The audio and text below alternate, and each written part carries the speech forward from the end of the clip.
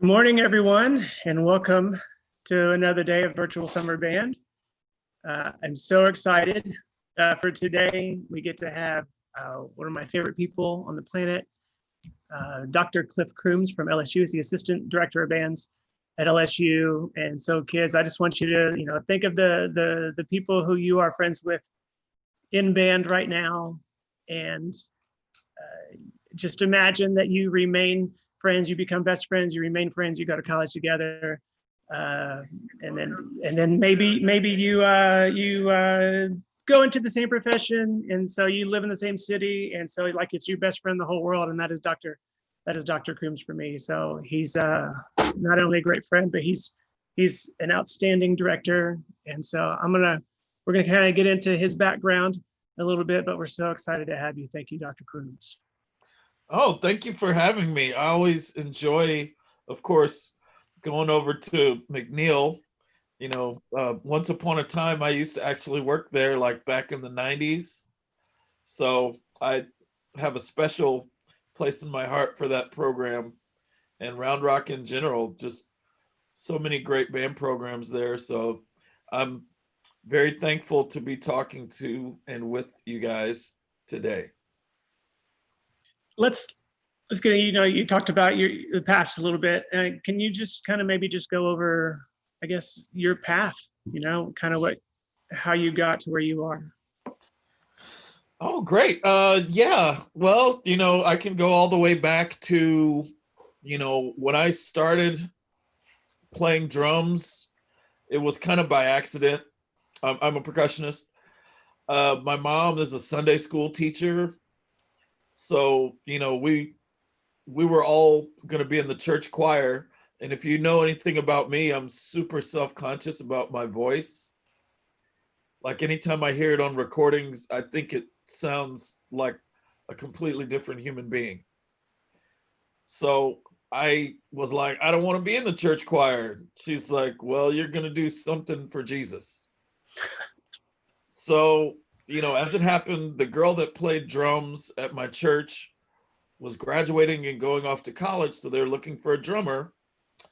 And the organist agreed to, kind of teach me, and I fooled around with it and kind of, played enough to follow along. And then I got to sixth grade band, and they were like, "We've already, picked enough drummers. We have enough drummers, but we have clarinet left." So I tried clarinet and I really liked it, but I was still like, I want to play the drums because I play drums. So they said, okay, it's a little late to switch, but we'll let you try. So I got in there, and 2 weeks later, I was first chair for the rest of middle school and went to high school and did well there. Uh, I was on the snare drum line in high school, and originally was going to be a pre-law major, history pre-law in college. But, like most of you guys, I spent most of my time in the band hall. So the percussion professor says to me, it's like, so are you going to be a music major or what? And I said, well, no, my mom wants me to be a lawyer. And he says, call your mom right now. And this is back when, everybody had landlines. So he calls me into his office. I call my mom, and he says, ma'am, your son's a musician. What can we do to work this out? And she was like, well, I really think he's, smart and has a talent to be a lawyer. And he said, well, I tell you what, I will offer him a scholarship to be a music major. And my mom was like, okay, fine. You got him. So then all of that happened, and I was grateful for that, and college went well, and I was lucky enough to march and teach drum corps for a few years. Which drum corps did you march in? Oh, I marched in the Cavaliers Drum and Bugle Corps. Nice. From Rosemont, Illinois. I've heard of them. Yeah. So that was a great learning experience for me there. I met some great people there that I still continue to talk to and am friends with. And then I started teaching middle school band in Pflugerville ISD. Puff Pflugerville, if you will. So I taught that for a couple of years, and then I moved to Bastrop to teach high school band. So I taught in Bastrop for 1 year, and then I moved to San Antonio and taught at MacArthur High School in Northeast ISD, and that was a great experience. San Antonio is just an hour down the road from Austin, but just culturally so different. So I enjoyed my time there. And then I moved back to Austin to become the band director at Georgetown High School. So, which is down the road from you guys a little bit. And I was there for a few years and had a great time. And went to Midwest. I don't know if you guys are familiar with Midwest, but it's a band and orchestra convention in Chicago. And I was able to talk to a buddy of mine that I actually knew from college band, from Longhorn Band. And he just got the band director job at LSU. And he said, well, hey, have you ever thought about going back and getting your master's? And I said, yeah, I've thought about it, but, I've got a really good thing going here at Georgetown. And, I told my mom, and she was just like, you're going back to school. I'm like, Mom, I'm like in my 30s. She's like, you're going back to school. So just tell them whatever you have to tell them. Say your goodbyes. So just know this, your mom will be your mom forever. So true. So I went back to school, and, it was another great experience here.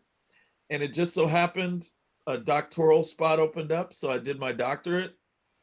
And trust me, if I can get a doctorate, any one of you can get a doctorate. Like, I don't know how it happened, but it happened. So the timing of that just happened to be when one of the directors here was leaving. So, I took an interview and was offered a director position here a year ago. So now I'm starting my second year as the assistant band director of bands here at LSU. And that all started from, playing drums in church. So that's the short version. Wow. Well, I've been there for much of the way. And so Yeah. all the way back to high school drum corps, UT. And of course, I remember, beat your graduation. So incredibly proud of you. Thank you. And you've just begun doing the great things at the collegiate level. I hope so. Yes.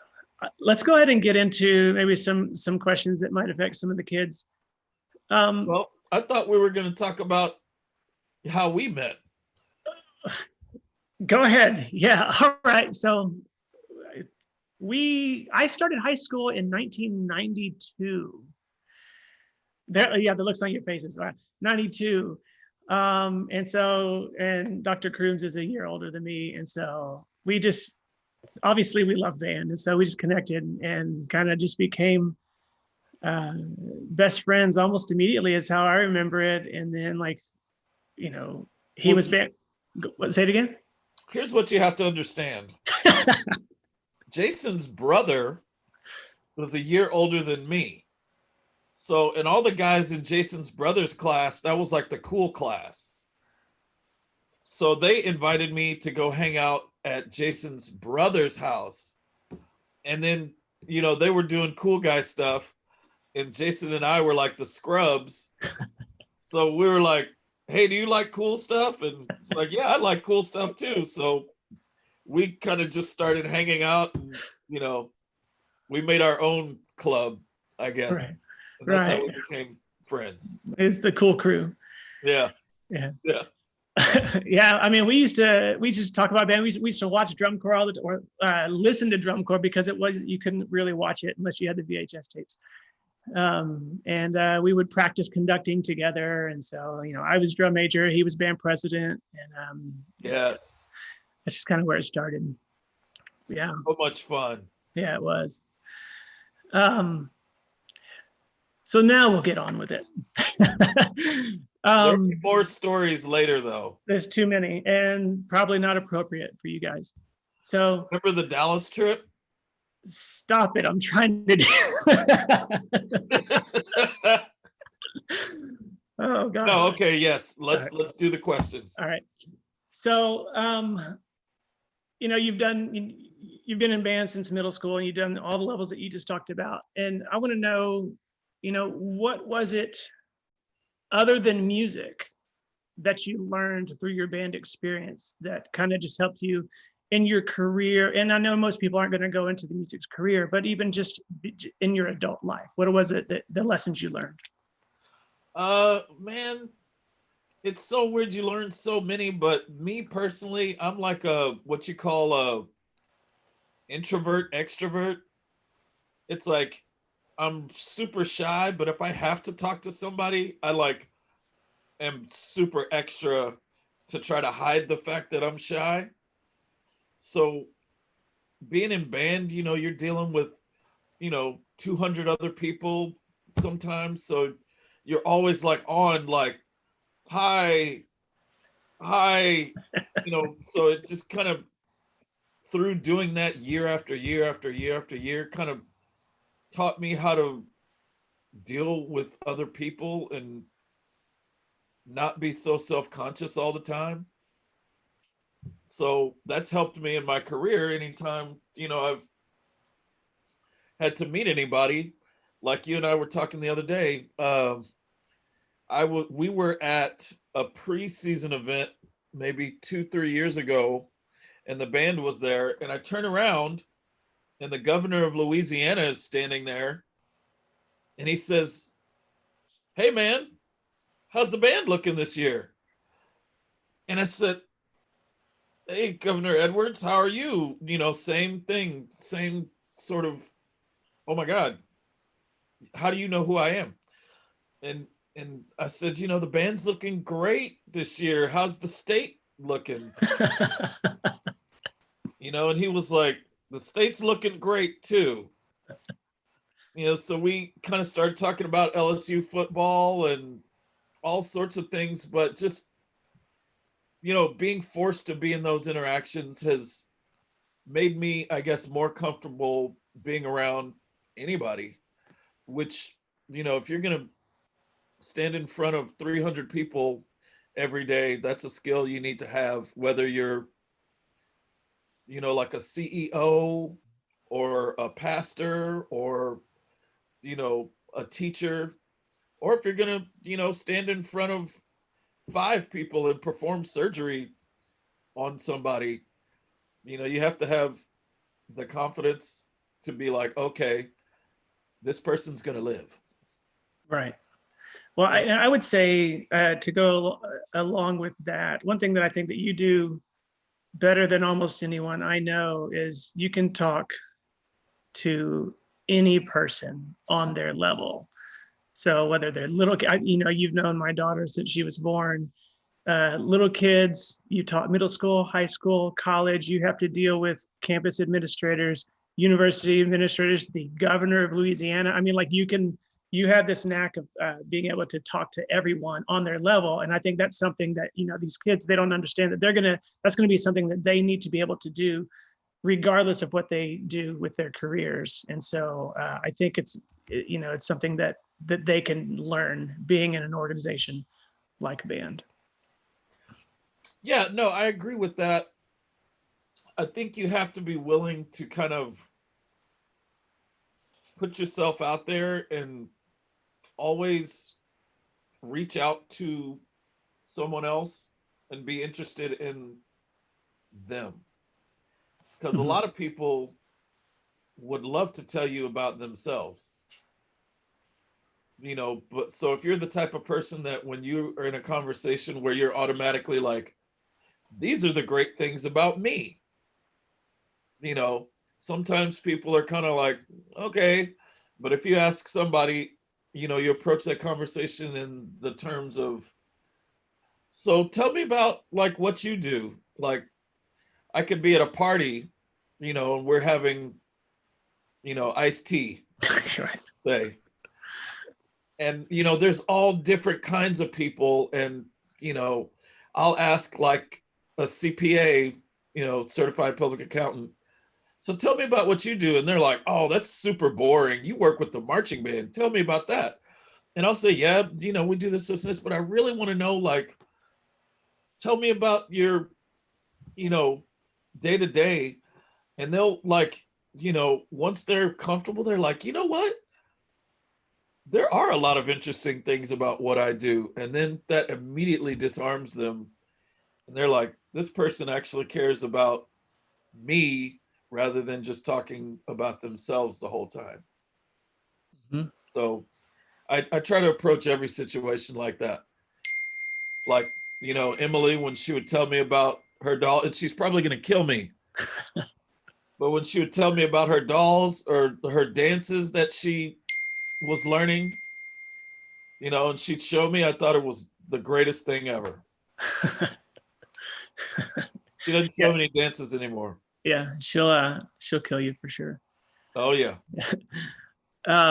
What is it about college band um, on its own, and then how it's different from high school band that makes it so much Um,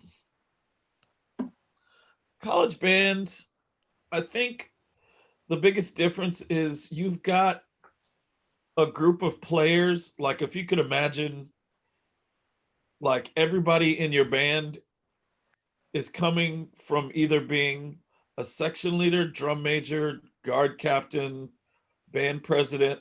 That's the makeup of the entire organization. Like I remember when I got to UT my freshman year, we had a meeting freshman only, and our director said, raise your hand if you were a drum major. And a lot of people rose their hand, raise your hand if you were guard captain, this and that. And she was like, now look around. And it was the whole room. And she was like, yeah, so we've got a whole band full of you guys. And the upperclassmen have been here longer. So, that was such an eye-opening thing to me, because college band, we learn 5 to 6 shows a year. And that's only possible because everybody is so with it, and you're not dragging anybody along. And that's not to be an indictment on anybody. It's certainly, some people learn at different rates, but you can imagine, especially some of the older people, when you're like, why don't you just get it? We're ready to move on. I need you to get it. So that the learning curve is a lot more steep, I fun. guess, if you want to put it in those terms. So we're allowed to kind of be a little bit more relaxed, Mhm. Whereas if you want to branch off from high school, where you've got one side, drum corps is super intense, and the other side, college band, is super relaxed. Like I remember my first marching pass off for UT. My section leader was like, hey man, you're cranking your toes a little high there. And I was like, what do you mean? And that he's like, no, we don't really do that here. I mean, we do glide step, but not exaggerated like that. And I was like, oh, okay, cool. So I'll just walk then. Right. I remember those conversations. Right. Yeah. So, and college band on the whole, on any campus, is a lot more relaxed in that way, because it's, you know, people are going to college to become professionals at something, and college band is meant to be that release valve. Mhm. Because if all you had was chemical engineering and differential equations and econ 730 you know, and a bio lab, you would drive yourself bananas. So college band is meant to be where you don't really have to put forth that much physical or mental effort, but just enough to stay engaged and enjoy the experience. Mm-hmm. Yeah, one thing I remember about college band, which by the way, kids, the whole purpose of this is to, inform you enough. We want you to do college band, but there's these. It's an unknown thing. But what I remember most about college bands is, I mean, yeah, I remember, certain pictures of I was at this game and we took this trip or whatever, which is cool. But for the most part, it was just all the hanging out that we did with the people who were in the band. And it's we talked about this recently, Cliff, that there's this going from high school to college, whether it's band or just going to school, is this, if it's just the going to school part, there's this big leap that you have to do as a human being. And so we think that we've already done something like that going from middle school to high school, and it coincided with a big jump from the musical demands and everything going from middle school band to high school band. So those were like the same. But going to college band is like, I don't want to say like a demotion, but like the requirements and the expectations of time and everything to college band actually goes down significantly when you get to college band, while your educational demands are hopefully going higher. So I think that's a little bit different. That it's not that same kind of progression that they've already experienced. Well, yeah, I mean, that's the first time, in your musical career that you're treated like an adult. There's no pass offs really. It's like, okay, here's the music. We rehearse at this time. You're just expected to know it. And I remember that first time that happened, I was like, and I didn't know it. I was like, oh, yeah, I thought we were gonna like have a sectional, and they were like, yeah, we don't do that. So could you come tomorrow with it learned? And I was like, got it. Okay, I got it. So, and that's like one of those lessons in adulthood. Once you get to that level, nobody's going to chase after you. It's just expected that you're going to do it, or you won't. About how many kids are typically in marching band, college marching band? I would say on the lower end about 250, and on the higher end about 400. Like the Michigan marching band has got like 400 plus. We have about 325. So they're bigger groups. Mm-hmm. And that's not to say that everybody marches every show. We have alternates just like any other group. One thing that's different about college band is where halftime is the event in high school band. The big event for college is pregame, because that's the thing, that's the tradition that pretty much never changes, that everybody in the crowd can relate to. And that's like the pageantry of bringing out the gladiators, the musicians announcing the warriors. So it's, and we're all in a sort of coliseum, if you will. Yeah. So pregame is a visceral experience. Like I remember at Texas, my first time going out for pregame, and we're coming through the tunnel, and you can hear, like, coming through the tunnel, you can hear like everything just shaking around you, and just the whole crowd is getting hype. And we come out through the tunnel, and there are 100,000 people there, and I'm just like, this has got to be the best thing ever. Right.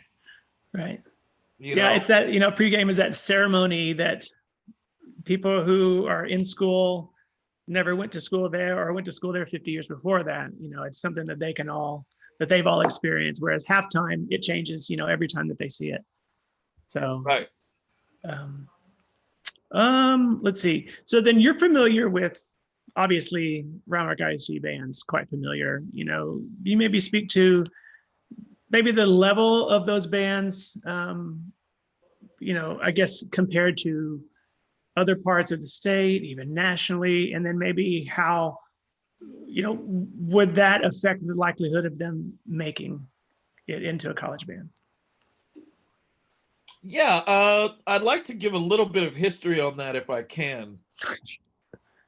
When we were in high school, the major programs in the state were in Houston, just north of where we were, and in Dallas. And Austin was a very sleepy town. At that time, Round Rock only had 2 high schools. McNeil, I think, was built shortly, or 94 maybe. 92 is when it opened. 94 was the first graduating class, but yeah. Got it. Yeah. Okay, so that was a very young high school. Georgetown only had 1 high school. Leander only had 1 high school. So, the Austin scene hadn't started yet. But once the culture in Austin, and I want to refer back to South by and ACL Fest, once those became national events, then the best talent from everywhere wanted to work in Austin and work with the students in Austin. So, and there were people moving from the East Coast to live and work in Austin because of the .com boom. And then people coming from the West Coast with the sort of Silicon Valley transplantation into North Austin. So when that area started blowing up as sort of a new residential area, that's when the programs started just really lighting up. And that was, kind of early on in our careers. And now, Austin is, I think, the center of, the marching band universe, so to speak. Mm-hmm. And it's hard to grasp that when you're in it, because you're just like, yeah, I just live here. I just go to school here. I don't understand what's going on other places. But yeah, after being in Louisiana 5 years, there's some very fine programs here, but it's just not to the same level of performance. So I think I said that to say any student that comes out of a Round Rock ISD band program has a very good shot, good to great, of making it in any college band program, and scoring well, and opportunities for scholarships are very high. Mm-hmm. And that speaks to, the training that the students are receiving from all of you great directors, and just the reciprocal learning that's happening. Like I tell my student teachers going out into their programs, I'm like, great teaching doesn't happen unless great learning is happening. So it's a reciprocal process on both ends, because some teachers like to stick their chest out. We got this and this at this contest, and you're like, don't you mean the students got that? Did you march? I didn't see you out there. Right. You facilitated their success. And so, you could be the best teacher, but if there's no great learning happening, then it doesn't mean anything. Mm-hmm. So all that to say, the Round Rock students are in great shape. Good. Yeah, I remember, I was pretty good for high school. And again, that was a generation ago. My ability at that time, it was good for where I was when I was. Um, I was me at that time, not at the top of what, say, my program is today. And so I say that because like I made it into the Longhorn Band first time. And like my music audition was very brief. It was almost a formality. I played something for them and they were like, yeah, great. Like, like we really, really want you. So like, I think in my experience, I think making your high school wind ensemble in most places is going to be more difficult than making musically a college band. Would you agree? Oh yeah, I mean, you guys are playing School for Scandal, and are you kidding me? We were, yeah, yeah. Yeah, I mean, we're playing. Okay, I'll put it to you like this. Do you remember when we played Spring High School and they had just won Grand Nationals? Yes, yeah. And we were like, oh my God, that's like the best marching band in the country. Objectively, So, yeah, yeah. so Greg Reinhardt and John Hinojosa were friends, Mm-hmm. and they are friends. These are our drumline instructors at the time. So we kind of did like a little drumline meet over on the goalpost, and we're gonna play some music for each other. And Jonathan Oval, who's a percussion professor at Michigan now, was on that drum line. And when I was up in Ann Arbor, he was talking about that experience, and I had forgotten about that. And he said, yeah, man, we were like so hyped because we had just won Grand Nationals. We played this little samba groove for you guys, and it was all like had all these drum corps things in it. And then you guys busted out the fattest hood beat on us, and we were like, whoa, we just got served. So that I don't know why I just told that story, but it just popped into my head. But yeah, I mean, if you're at the level to where you can play School for Scandal, you're going to be able to play the book for Tiger Band or Longhorn Band or the Aggie Band or any college band you can name. But we did serve them that night. I believe you. I wasn't with you guys. I think I was doing my drum major stuff.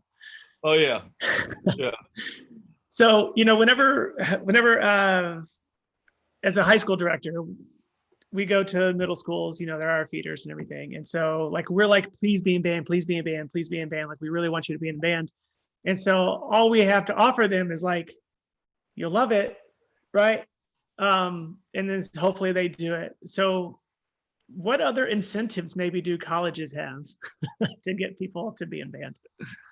Well, LSU is a very special place because they believe so much in the band program, and other band programs do this as well. But if you make the band at LSU, you get $1,000 service award for every season that you do at the marching band. And on top of that, there are scholarships that are ongoing that, we offer players that are above and beyond. Like, Texas players do really well. We just had a tuba player from Cedar Park. He just comes in and he was like, hey, Mr. Yee told me I should talk to you.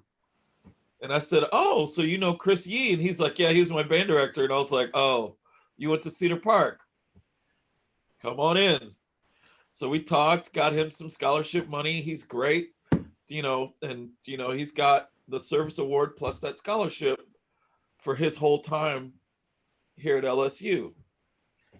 And that's just a credit to the type of programs, that we know are in that area. So there's a lot of scholarship money to be had. The travel benefits are great. Like anytime we travel with the band, the students all get basically a band department credit card, and it's loaded with per diem every time we travel.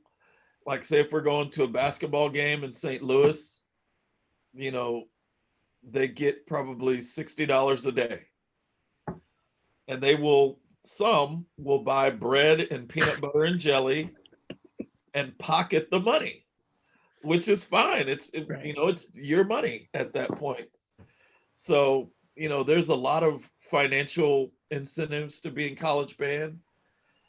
Socially speaking, I was immediately comfortable on a campus of 50,000 people because there were 300 people, 300 other band nerds basically like me. Is that familiar, kids? Right? It's like whenever you got into high school, there's band that did it. And do you have anything else to add to that? Well, I mean, a lot of people meet their husbands and wives and significant others, partners, and because you spend so much time together, like you know how, you know, the sort of band romances or you know whatever the scandals, whatever, Yeah. it's the same thing in college band. Just some people end up getting married afterwards. Right. Right. You know, so that I think there's so many people that are like, oh yeah, we met in the college band, and you know, now we have this family, and you know, kids are like, yeah, my parents were met in band, you know, and every year they come back for alumni band, and some of their kids are in the band program now Mm-hmm. and are dating other people, and it's going to be, you know, another little set of band love. It's great. Mm-hmm. And I'll add one thing to that. Um, so yeah, you go to college and you're band kids, and so you're used to being around band people, and so it helps a lot whenever you're in the band program. I've had former students who didn't do band. I talk to them, and they have a hard time kind of finding a group, finding a friend group whenever they go to college. They say, yeah, I tried joining this organization because I liked this cause, and then that organization, same thing. But I never really felt that I really like had a home, because even though I'm with these groups, like I'm a band kid. And so that means I socialize and I interact with people like band kids do. And that doesn't really translate to every single walk of life. And so like they felt like they were still kind of outsiders, even though they had this common interest with people. And so you can always find band people in the band. And you know, for some students like that, they're like, well, I'm not interested in playing my instrument anymore, but I want to be involved with the organization. So, you know, we do have opportunities for students like that. It's like a band manager role. It's basically the equivalent of a football trainer. You know, you do certain tasks like a loading crew person or something like that, or an equipment manager. I don't know what those titles are in your programs, but you know, before you ditch, if you're really like, I want to be in, but I don't want to play my instrument, go talk to the director and see if there's some way you can be involved. Like we have a social media team. You know, we just accepted a guy that didn't do band his first 2 years here, but he's in the journalism school. And he was like, man, I just saw the post for this gig with the band. You know, he was in band in New Orleans, and he was like, man, I miss it. So I was wanting to get to be a part of this. So he's not playing, but he's part of our social media uh, team in terms of all of our sites and whatnot. So there are ways to stay involved, even if you're like, I just really don't want to play. But hopefully you do want to play. So Yeah, one thing I can remember, and we talked about this yesterday, is so let's say kids, you're just in your school, right? And so you're just walking around and you're in the band. And maybe the band, even at a football game, is portrayed or looked at, one way. They like us whenever we're together, right? And they like us, but it's a little bit different. Can you explain the difference between how the band is viewed in the LSU community? Oh, well, not just the LSU community, the Baton Rouge community. You go anywhere and they're like, "You're in Tiger Band? Oh my God, that's so awesome. Like, are y'all going to play neck?" That's a little thing we got in trouble for playing a couple years ago on national TV. So we stopped playing it. So the whole thing is play neck and this and that. But, even, the students at Southern in the, Sonic Boom of the South, they are, viewed as like, man, you guys are so cool. Well, Sonic Boom of the South is Jackson State. Southern is a human jukebox. So let me not get that mixed up. But everybody, like both of the college bands in town, like we don't have the Saints here or we don't have the Texans here. So that's the thing about a college town. Like the sports for the college get all the attention and all of the things surrounding that, like the band. It's just such a big deal and it's a tradition. And you've got plenty of people in town that are like, I marched in Tiger Band 75, or I marched in Tiger Band such and such. So, and you're like, wow, okay. And they can tell you like their spot in pregame from 40 years ago. And believe me, I've been on the tower and they'll somehow find their way up and be like, yeah, that guy's out of his spot. I know because I marched that spot 20 years ago. And I'm like, Settle down. really, dude? So, it's a big deal and it's very special to a lot of people. Well, I want to maybe open it up to some of our students. If you guys can think of any question, just kind of raise your hand. I think I can see you all. If you guys have any questions about college band. Evelyn. I guess being such a big football school, how would you say that like adds to the band experience or makes it different? Well, that's a great question. Thank you, Evelyn. How are you today? I'm great, thanks. Good, good, good. So, I tried to explain this to our students because it is such a big football school, and I'll take for instance this past season. The first big weekend of the year, we played Texas in Austin and win that game barely at the end. And then on Monday, we played at Monday Night Football with the Saints playing the Houston Texans. And we marched at halftime in the Superdome. And I told our students that weekend will never, ever happen again in your life.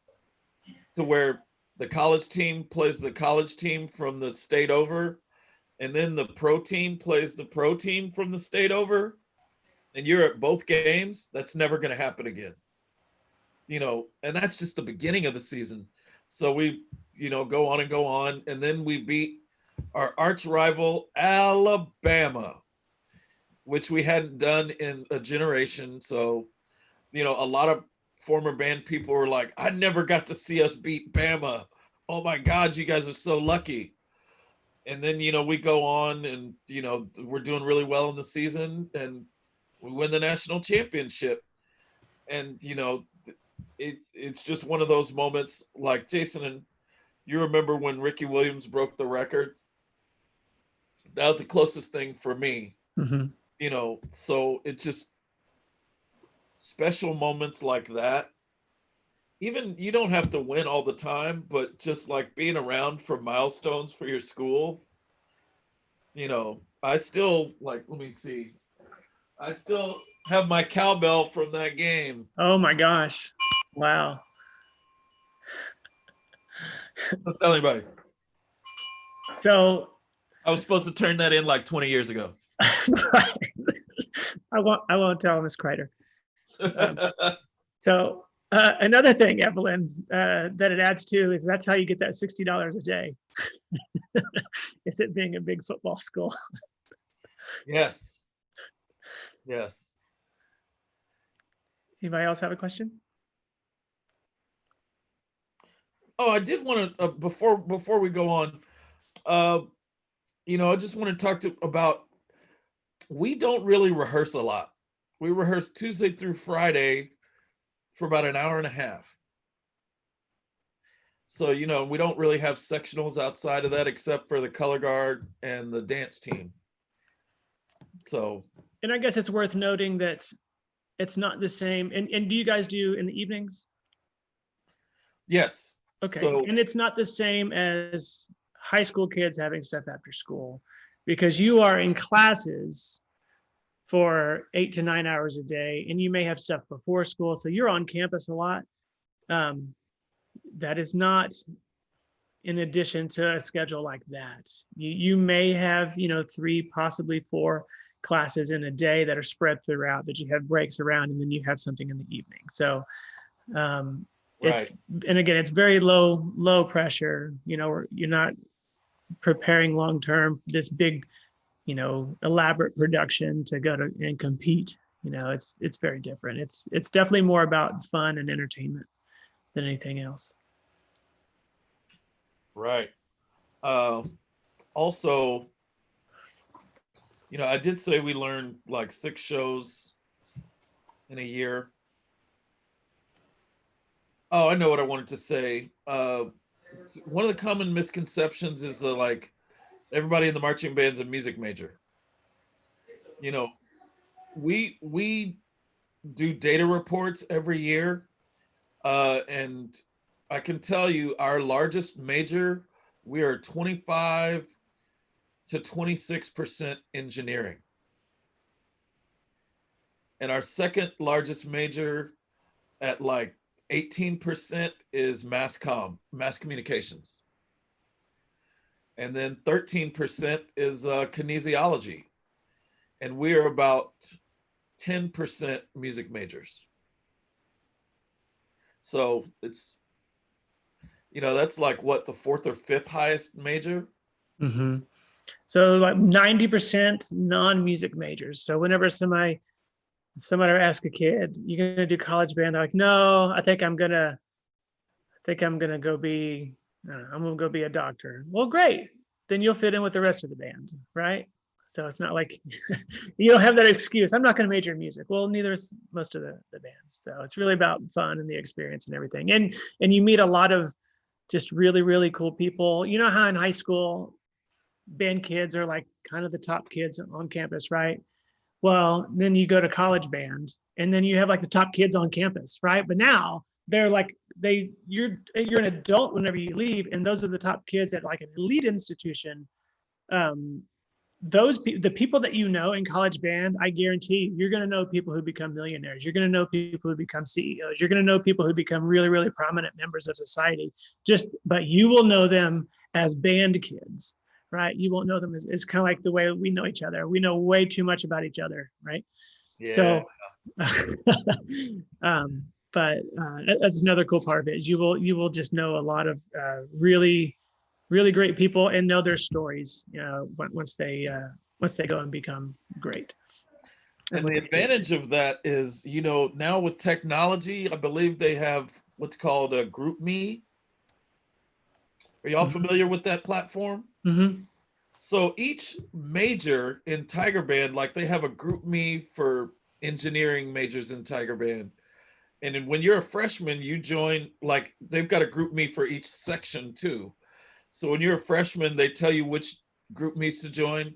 So say I'm an econ major, I join that GroupMe, and the older people that are econ majors will be like, "Do not take this professor for this class." take this professor.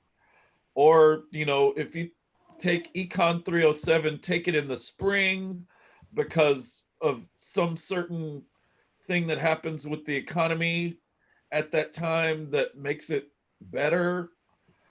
But you get all these inside track things of like which professors to take, you know, which classes to take, you know, which classes may be easier than others.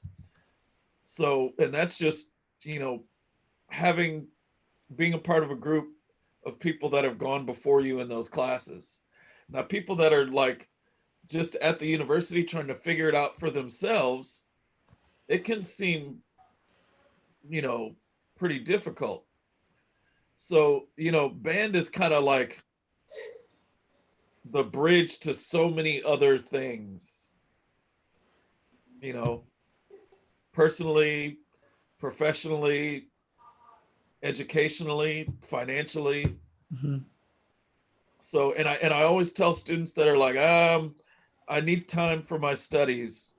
Like, I'm telling you, try it 1 year. And if it's too much time, then don't do it. But what most of them find out is, oh, this is easier because I have other people advising me that have been through my major before, Mhm.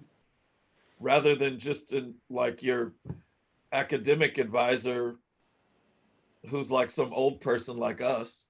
You have like another student who gets it. Yeah. So that's another selling point.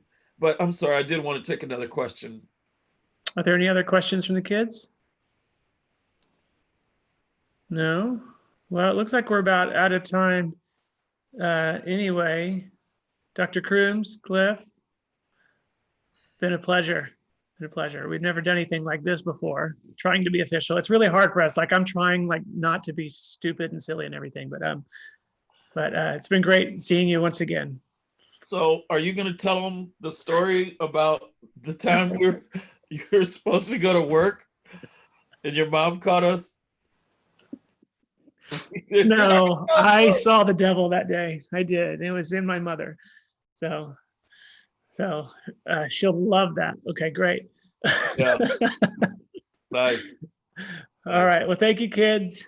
Y'all say y'all go wave bye to Dr. Crooms. Bye. I got